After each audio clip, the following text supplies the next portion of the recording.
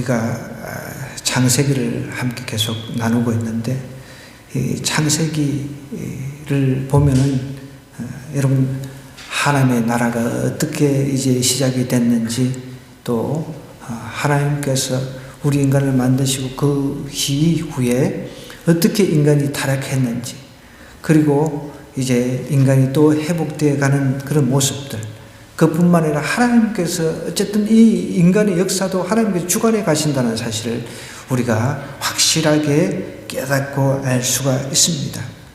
우리가 흔히 속담, 아니 땐 굴뚝에 연기가 날까, 이런 속담을 이야기를 하잖아요.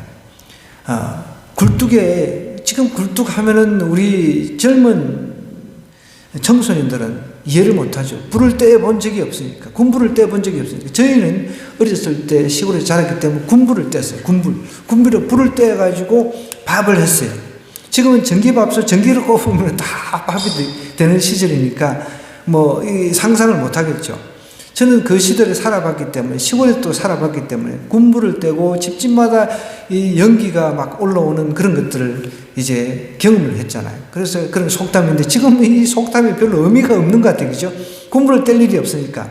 아니 땐 굴뚝에 연기가 날 일은 없다는 거예요. 군불을 떼지 않는데 연기가 나지 않는다는 것입니다. 그러니까 오늘 우리가 읽은 이 이야기는 너무 유명한 이야기입니다. 요셉이라고 하는 이제 청년이 됐죠. 10대 청소년이 이제 애굽의 노예로 팔려버렸습니다. 애굽의 종으로 팔렸다는 것이죠.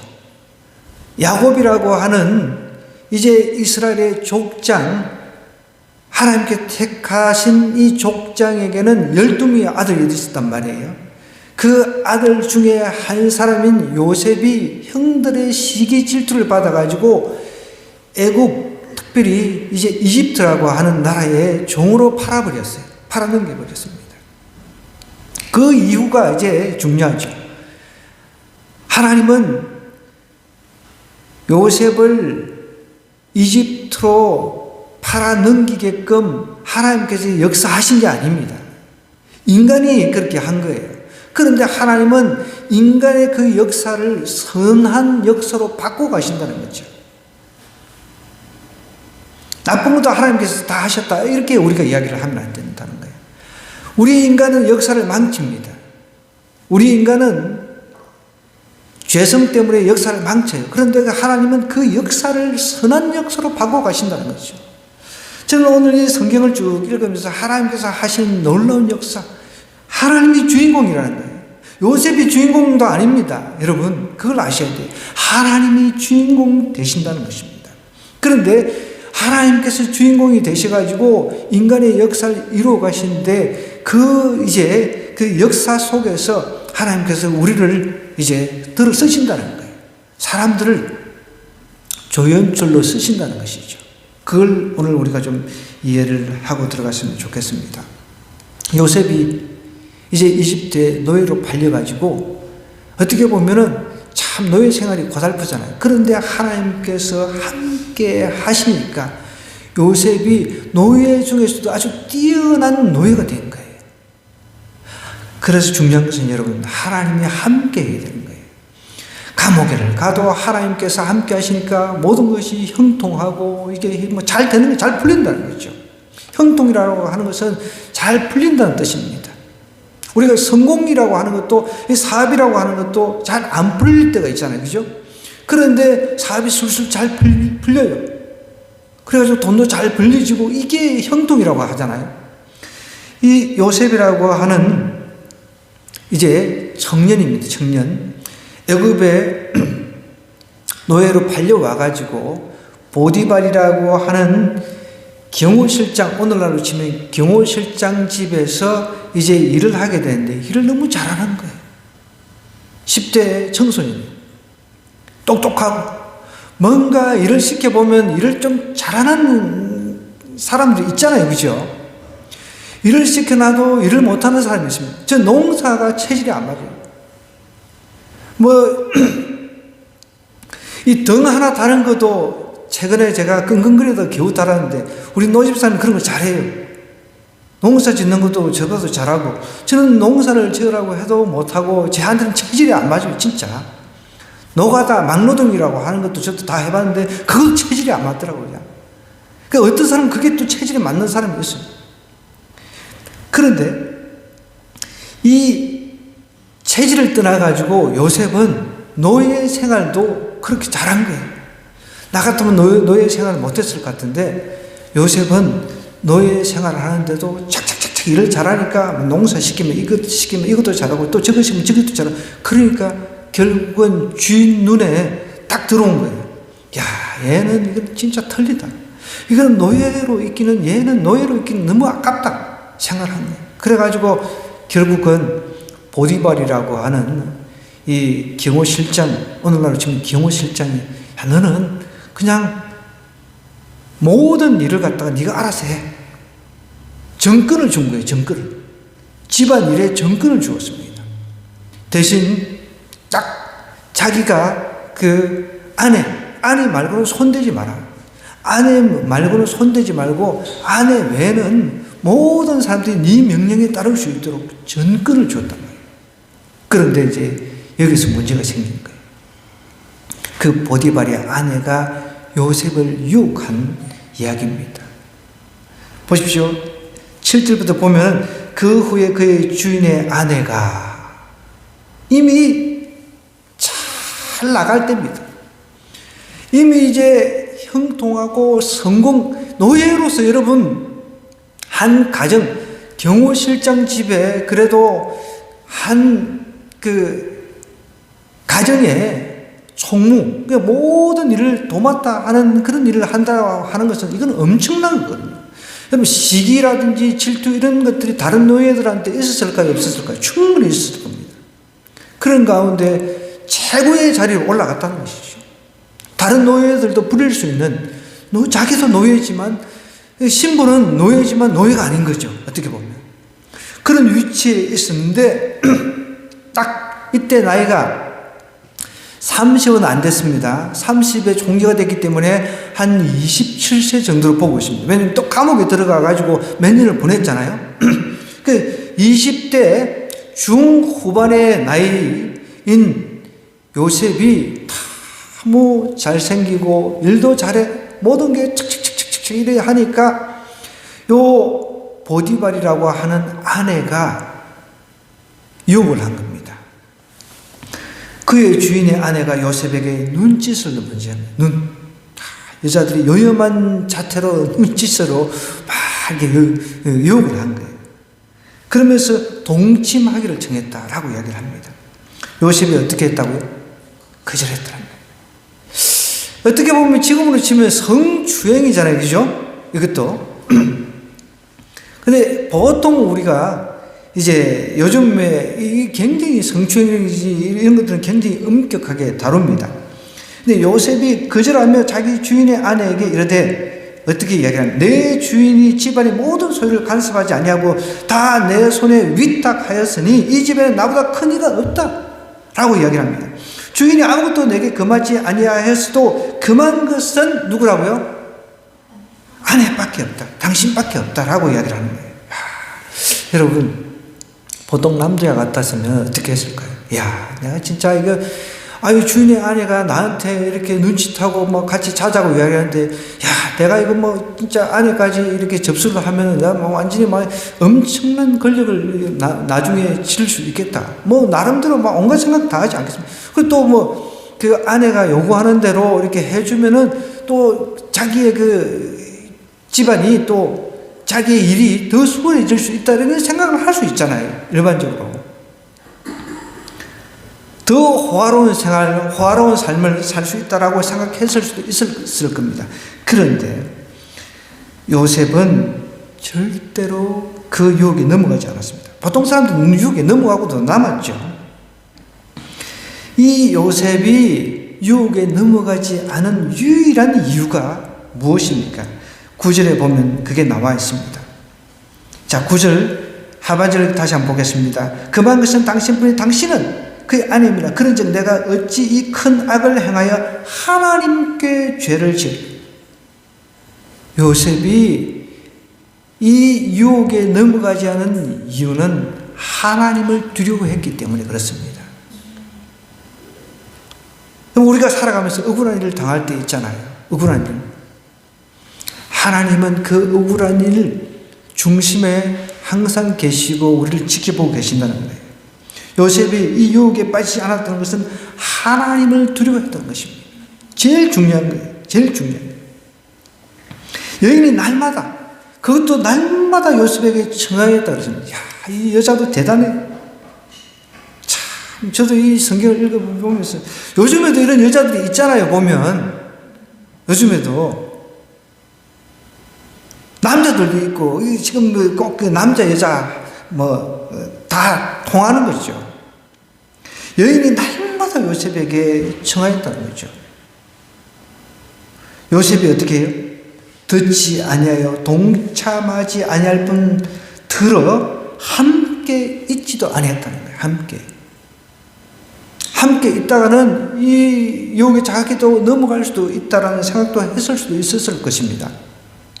그런데 함께 있는 것조차도, 이 불편한 관계조차도 혹시 오해 살 수 있는 그런 일조차도 안 했다는 것이죠.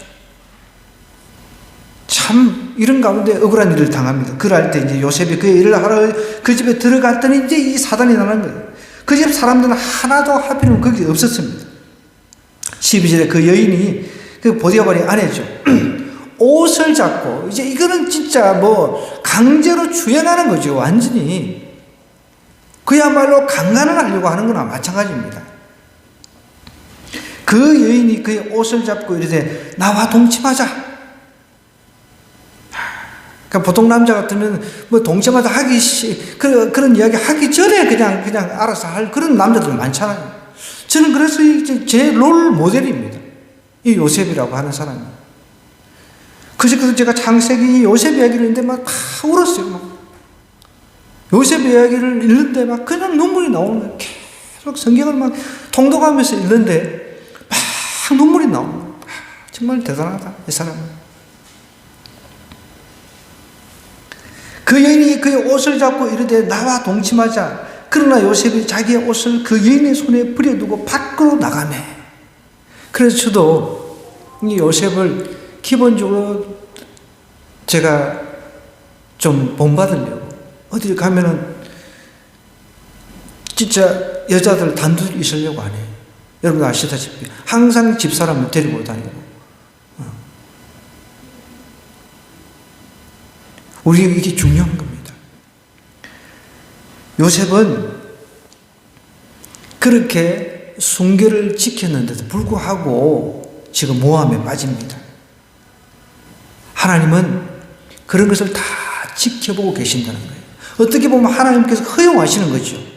이런 상황, 억울한 일에 빠지도록 하나님께서 내버려 두는 것까지만 하나님의 테스트일 수도 있는 거죠.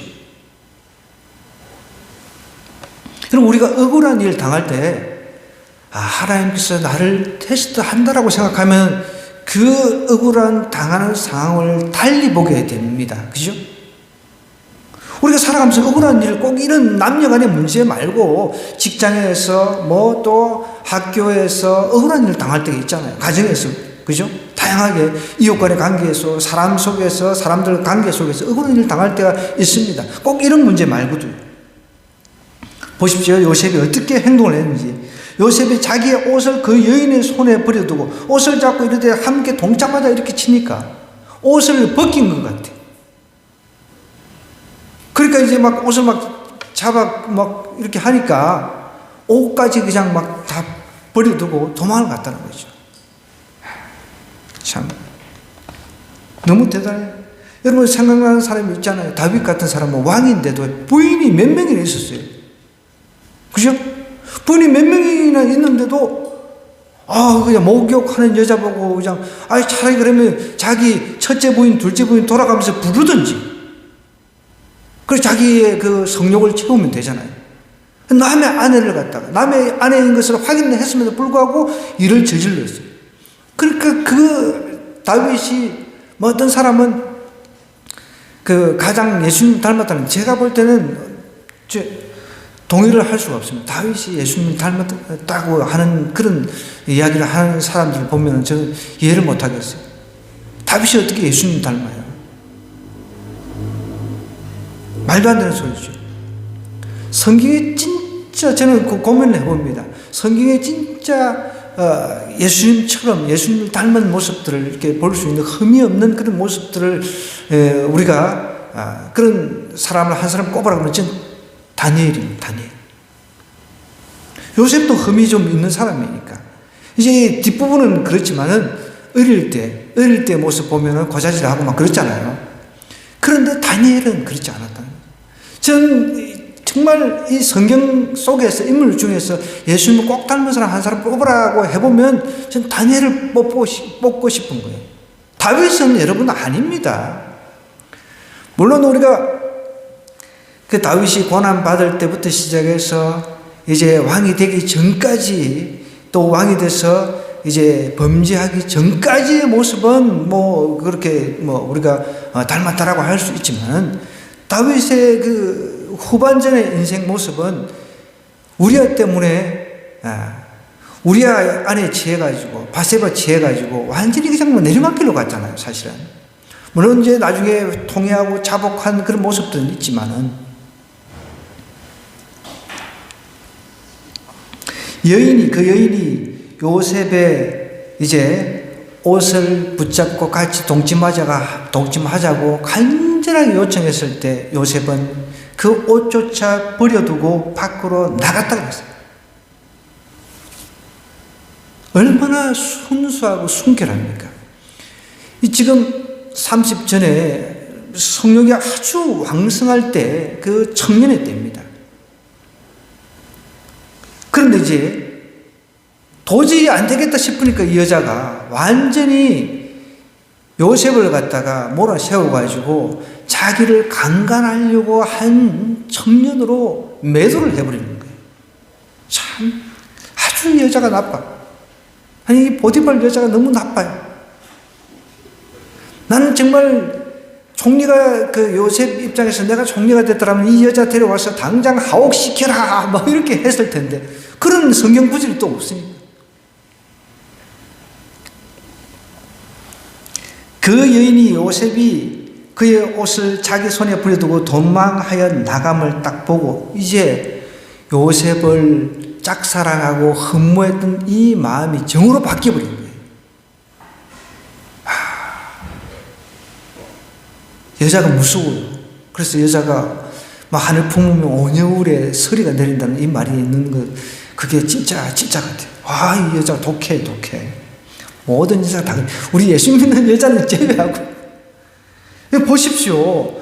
그랬으면 이거 아닌가 보다. 뭐 그러고 이제 포기를 해버렸는데 이걸 가지고 올가미 삼아가지고 오히려 요셉을 갖다가 강간 미수범으로 고발을 해버리는 거예요. 참 얼마나 억울하겠습니까? 요셉 입장에서. 그 여인이 보십시오. 14절에 보니까 집 사람들을 다 불러가지고 이제 이야기를 합니다. 그냥 조용히 넘어가가지고 없었던 일을 이렇게 해도 되는데 그렇잖아요. 그들이 보라 주인이 히브리 사람. 여러분 여기서 말하는 히브리 사람은 이주 노동자 그런 뜻이 있습니다. 이주해서 온 사람. 어떻게 보면 경멸하는 투입니다. 경멸한 투예요. 우리도 외국인 노동자들을 볼 때 조금 경멸한 투가 좀 없잖아요. 있잖아요. 그러면 안 되는데 보면 저희 시골에 제가 갔는데 시골에도 요즘에 외국인 노동자들이 많아요. 저는 뭐 그렇지는 않습니다. 근데 이제 어르신들한테 인사하러 이제 어르신들 다 돌아가셔가지고 나이 이제 거의 다 돌아가셨어요. 제가 아는 노인들은 몇 명 안 남아요. 그 중에 제 어머니가 제일 이제 거의 초고참, 거의 이제 90 정도 되셨으니까, 초고참 정도 있어요. 근데 이제 어르신들 인사 이렇게 다니는데, 보니까, 제가 이제 길거리 다니면서 외국인 노동자를 한 번씩 만나요. 여기 시골에서도 요즘에는 외국인들이 없으면 일이 안 들어가잖아요. 그래서, 저기 외국인도 있고 그러더니, 그 깜둥이? 이러는 거예요. 내가 듣기에 좀 불편한 거예요. 이거 무시하는 거잖아요.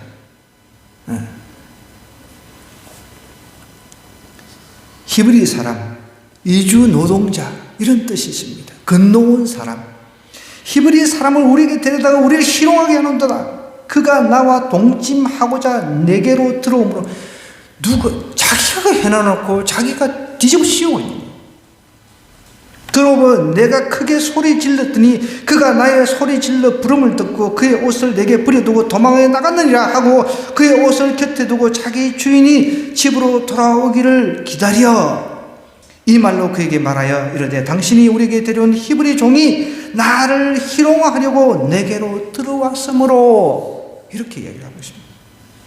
내가 소리질러 불렀더니 그가 그의 옷을 내게 버려두고 밖으로 도망하여 나갔다라고 거짓말을 가지고 완전히 요셉을 갖다가 이제 자기가 한때는 막 같이 잠자리 하려고 했던 그런 사람, 좋아했던 사람이었는데 이제 완전히 덮어 씌워가지고 죽여버리려고 하는 거예요. 어떻게 보면은. 그때 당시 종은 여러분, 주인이 그냥 죽일 수 있었습니다. 생사 죽이고 살리고 하는 여탈권, 이런 권한을 가지고 있었단 말이에요. 참 나쁘죠. 이제 주인이 그 보디발 그 경호실장이 이 이야기를 들었습니다. 그 주인이 자기 아내가 자기에게 이르기를 당신의 종이 내게 이같이 행하였다는 말을 듣고 심히 노한지라 그랬습니다. 심히. 아니 열 안 받을 남편이 누가 있겠습니까? 양쪽을 다 들어봐야 되는데 요셉 불러놓고 해야 되는데 자기 아내의 말만 듣고 이제 판단을 하는 거예요. 아내의 말만 듣고. 여기 뭐 이렇게 불러가지고 너 진짜 그랬냐? 뭐 이렇게 뭐 물어봤을 것 아닙니까? 어느 정도는 여기 성경에는 안 나와 있지만 근데 요셉은 분명히 저는 그런 일 없습니다. 저는 그렇다고 해서 요셉이 막 자기 나름대로 또 그 아내를 보호하기 위해서 입을 닫았을 부분도 있을 거예요. 저는 그런 일 없습니다. 분명히 얘기를 했을 거예요. 그런데도 이 보디발 어떻게 보면 경호실장이 화가 나가지고 그나마 제가 볼 때는 평소에 요셉의 행동들 그리고 자기 눈에 발탁되어 가지고 자기 대리로 대신으로 모든 가정의 일들을 다 정권을 맡아 위임받아 가지고 해왔던 성품이 있잖아요.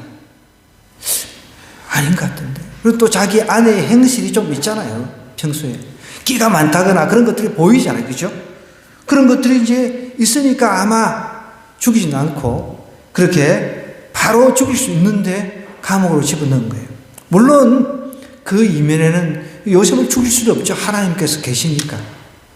여기 보면은 이제 감옥에 갇혔어요. 21절에 보니까 여호와께서 요셉과 함께 하시고 그랬습니다. 하나님이 함께 하시니까 여러분 감옥에 가도 형통한 일이 일어나는 거예요.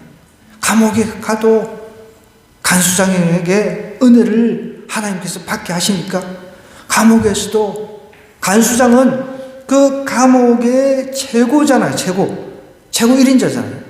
그 모든 일들을 갖다가 다 해주는 거예요. 다. 은혜를 받게 하심에 간수장의 옥중 제수를 다 요셉의 손에 맡김으로 그 재반 사물을 요셉이 처리하고 간수장 그의 손에 맡긴 것을 무엇이든지 살펴보지 아니하십니다. 자기 신경 안 쓰고 요셉한테 간수장이 그 모든 행정 사무부터 시작해서 모든 일들을 갖다가 다 요셉한테 이름을 한 거예요. 여기서도. 여호와께서 그를 범사에 형통하게 하셨더라 그랬습니다. 여러분 우리가 요셉처럼은 아니지만 요셉처럼 우리도 뭐 억울한 일 당할 수도 있겠습니다. 있을 수도 있죠. 앞으로도. 그래서 우리가 늘 조심을 해야 됩니다. 그래서 여러분 혹시 들어보셨나요? 아니 땐 굴뚝에 연기가 날 수 있다. 아니 땐 굴뚝에 연기가 날 수 있다는 거죠. 왜냐하면 연예인들 그 인문행정 1절 그 1장 1절이 이런 말이 있답니다. 아니 땐 굴뚝에도 연기가 나느니라. 연예계 입문 행진이라고 합니다. 연예계는 악성 루브가 많이 있잖아요. 그죠? 이런 것들이 이제 있다 보니까 막 견딜 수 없어. 어떤 사람들 막 자살도 하기도 하고, 연예계 지망을 뭐 포기하기도 하고, 그러지 않습니까? 우리는 억울한 일을 분명히 당할 수가 있습니다. 보디발 아내가 요셉을 유혹해서 계속 잠자리를 하자고 원했는데 요셉은 그 유혹에 넘어가지 않았다고 하는데 보통 사람이 아닌 거죠. 보통 사람. 최근에 제가 뉴스를 봤는데 부인이 바람을 피웠어요. 물론 이제 남자들이 바람 피우는 게 더 많죠. 아내가 바람을 피웠어요. 그런데 바람 피우는 그 장면을 영상으로 찍어 놓은 거예요. 그래서 영상을 찍었는데 아기가 그걸 봤어. 그래서 이혼 소송을 이제 하는 중에 이제 있는데, 근데 아기가 그걸 보면서 나쁜 아저씨가 자기 엄마를 빨가 벗겨놓고 막 이상한 짓을 한다라고, 아프게 했다라고 이야기를 하는 거예요. 그 이야기를 그 남편이 들으면서 더 그냥 막 마음이 아픈 거예요.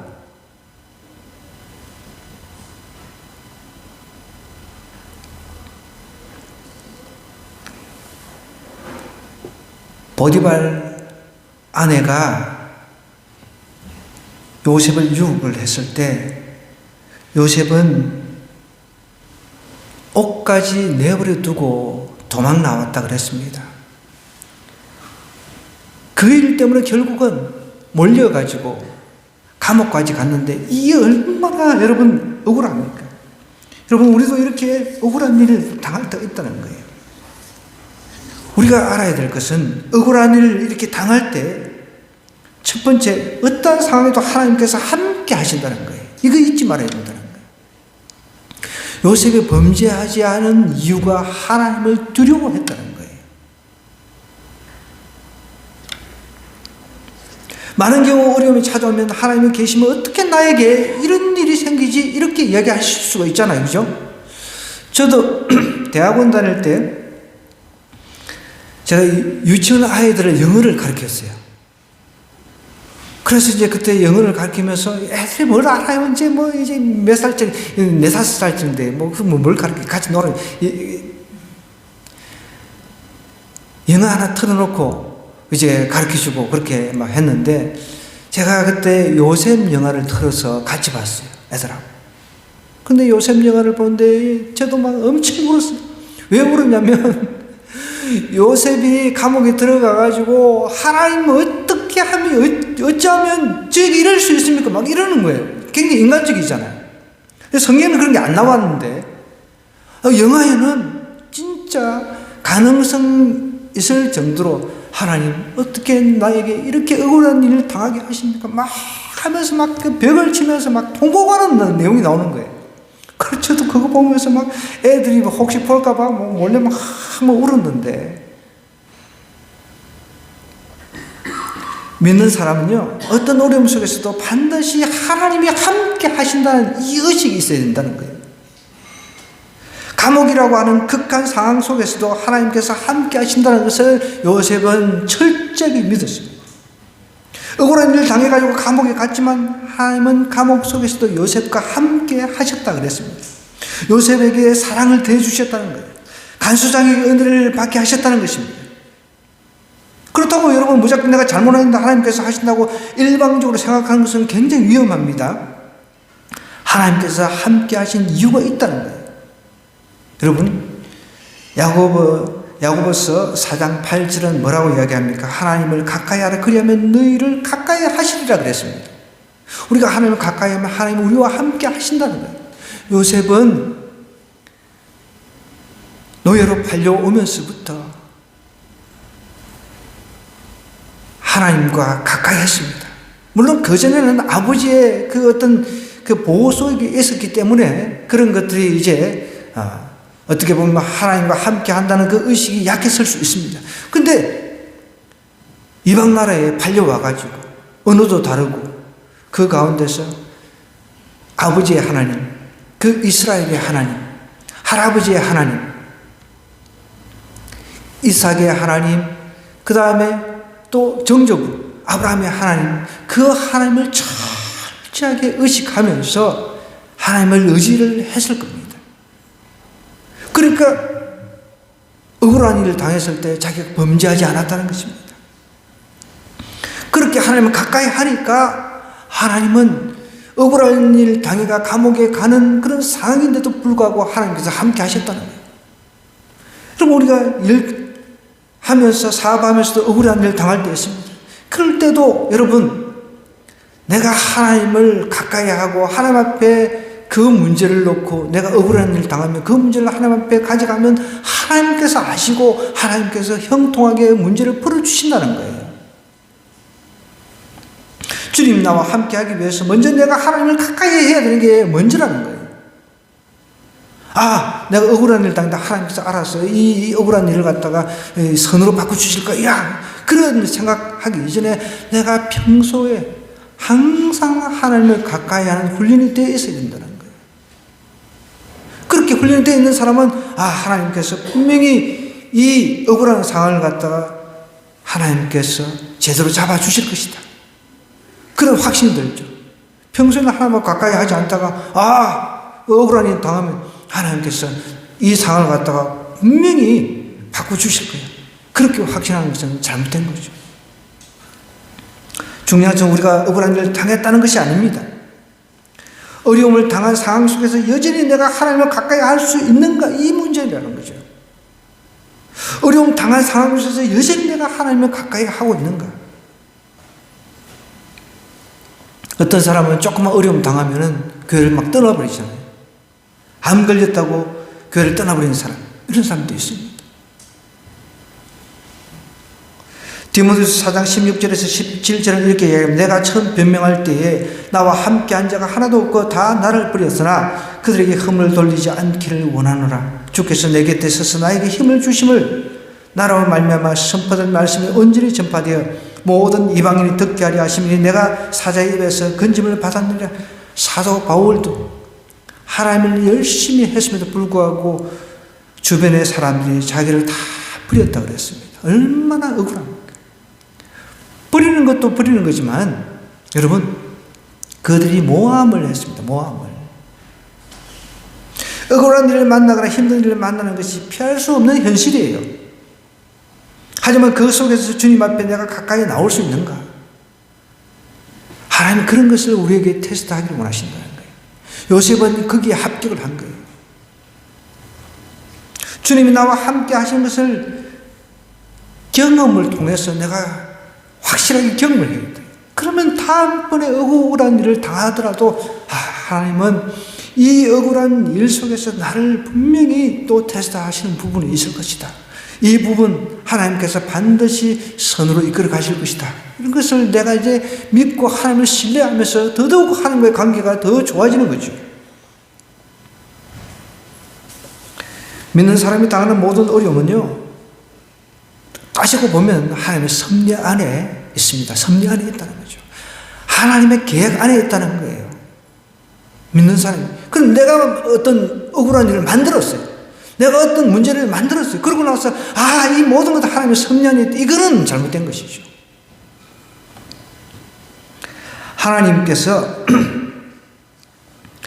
어려운 환경 속으로 보내신 것은 우리를 좀 더 훈련시켜서 하나님의 큰 일꾼으로 쓰고자 하는 하나님의 계획이 있다는 거죠. 그래서 억울한 일을 당했을 때 우리가 제일 먼저 생각해야 될 것은 어떤 상황에도 하나님께서 함께 하신다는 이 의식, 이 사실을 절대로 믿어야 한다는 것이죠. 마지막으로 우리 두 번째 한번 생각해 보겠습니다. 억울한 일을 당했을 때요, 어떤 상황에도 자신의 자리에서 성실하게 임해야 된다는 거예요. 억울한 일을 당하면 의욕을 상실하잖아. 에이, 내가 이거 하면 뭐해? 내가 열심히 했는데도 오히려 정말 상황이 더 꼬여버리는데. 그러면서 우리가 막 자포자기 하잖아요. 그렇게 하지 말라는 거죠. 여러분, 요셉이 감옥에 들어가죠. 내가 이렇게 나는 순결하게 내 순결을 지켰지만 이게 도롱기는 뭐야? 분명히 보통 사람이라면 그렇게 했을 겁니다. 그죠? 소문의 진원지를 파악해가지고 박살을 내고 싶고 뭐 그런 마음이 안 생겼을까요? 요셉도 우리는 모르죠. 성경에는 묘사를 하고 있지 않았으니까.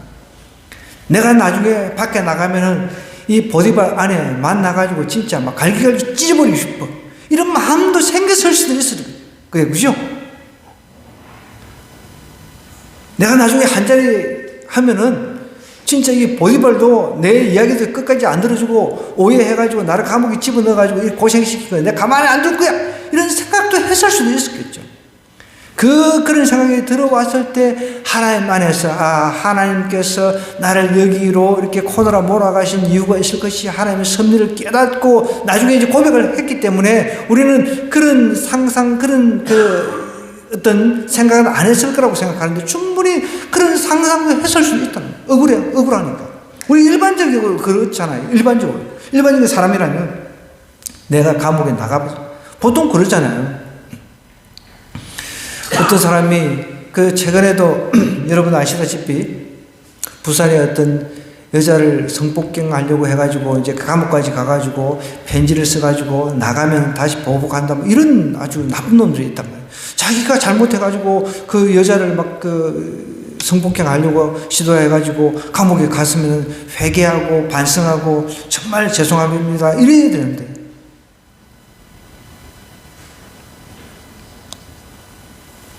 요셉은 감옥에 가서는 거기에 맡겨진 여러 업무들을 갖다가 성실하게 최선을 다해서 했다고 그랬습니다. 보통 사람 같으면 난 너무 억울하다. 여기 와가지고 정말 내가 지금 또 다른 이 잡무를 이렇게 맡아야 되나 이렇게 이야기했을 수도 있습니다. 그런데 그 안에서도 겸손하게 시키면 시키는 대로 일을 최선을 다해서 했다는 거죠. 비전이 있는 사람은 작은 일에서부터 충성합니다. 비전이 있다고 하면서 자신에게 주어진 일은 등한시하는 사람들 종종 있잖아요. 그죠? 그런 사람은 결코 비전의 사람이 될 수가 없다는 것이죠. 한때 니트족이란 말이 유행이었던 적이 있습니다. 그죠? 니트라고 하는 것은 NEET라고 해가지고 not in education 교육받지 않고 employment 그냥 일 안 하고 트레이닝 훈련받지 않고 그렇게 해서 이제 니트족이라 해서 한때 유행이 됐는데 요즘도 그런 것 같아요. 아직도 제가 최근에 어떤 뉴스인가 봤는데 이 일 안 하고 노는 젊은이들이 너무 많다는 거예요. 그냥 집에서 그냥 라면만 끓여 먹고 그냥 자기 혼자만의 세계에 갇혀가지고 밖에 나가서 일도 안 하고 사람들과 교제도 안 하고 그런 청년들이 너무 많다는 겁니다. 일할 생각이 없는 한국 니트 청년이 거의 18%, 일본, 독일의 2배라는 거죠. 니트족 나라에서 전 의무교육을 마친 뒤에도 진학이나 취직을 하지 않으면서도 직업훈련도 받지 않는 사람을 가리켜 일컬어서 니트족이라 합니다. 여러분, 우리가 하나님께서 우리에게 작은 일 하나라도 맡겨주시면 그것이 감옥 안에서 일을 할지라도 내가 최선을 다해서 성실하게 일할 때 하나님이 그것조차 보신다는 거예요. 여러분 혹시 로렌스 형제라는 말은 한 번쯤은 들어보셨을 거예요.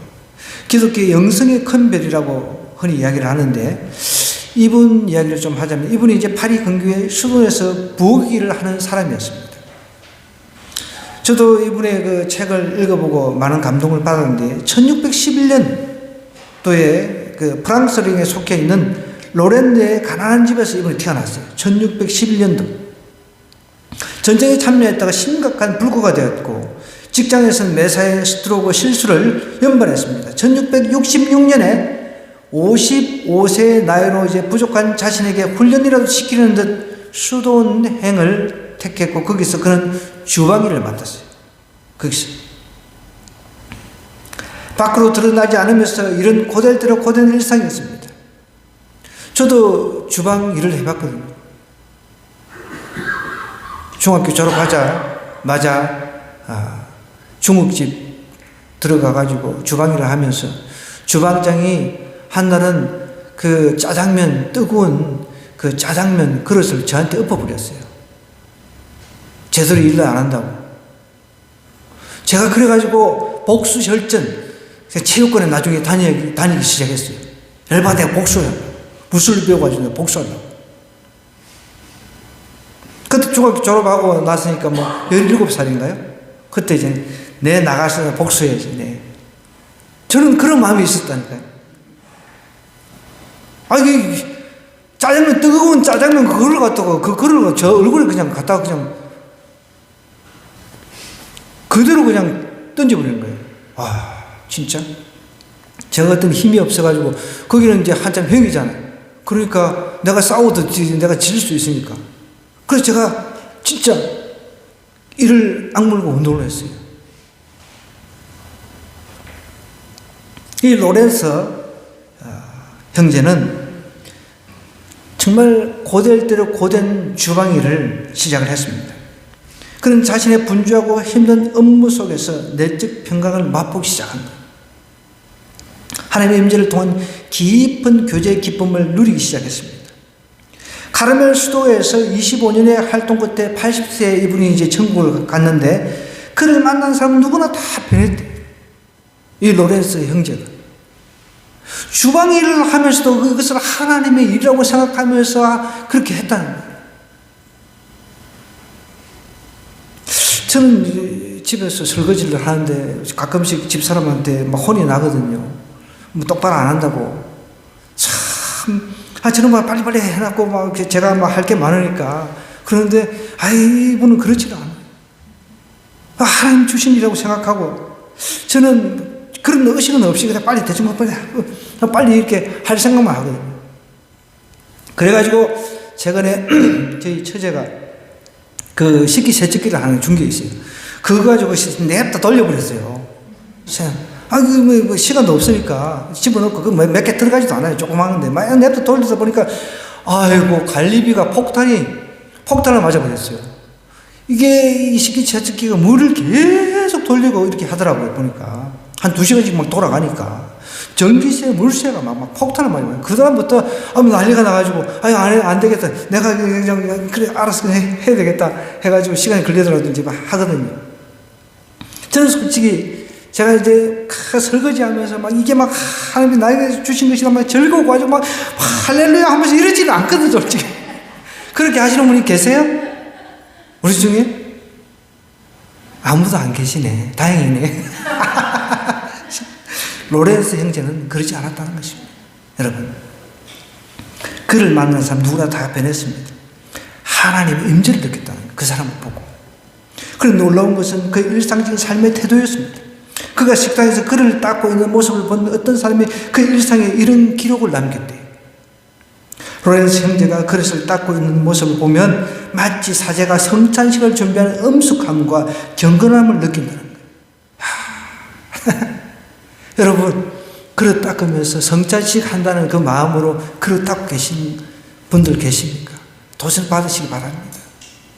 저도 이 사람의 책 이렇게 다시 이렇게 내용을 보면서 도전을 참 받습니다. 나는 그렇게 하지 않으니까 솔직히. 제가 그 그릇 닦으면서 뭐 이렇게 설거지하면서 성찬식 한다는 그런 생각 한 번도 한 적이 없어요. 빨리 끝내야지. 빨리 하다 보면 막 어떤 때는 막 그릇에 냄새 난다고 집사람이 막 이야기를 하면 이게 뭔 소리냐고. 난 냄새가 안 나는데 막 제가 막 오히려 그러는데. 로렌스 형제가 그릇을 닦고 있는 모습을 마치 사제가 성찬식을 준비하는 엄숙함과 경건함을 느낀다. 그는 경건함으로 엄숙함으로 정성을 다해 그릇을 닦고 있었습니다. 그리고 주어진 모든 임무를 마치고 부엌에서 무릎을 꿇고 있는 로렌스 형제의 모습을 봤을 때 우리는 거기서 신의 임재를 볼 수 있다 그랬습니다. 주변 사람이 그렇게 평가를 했다는 거예요.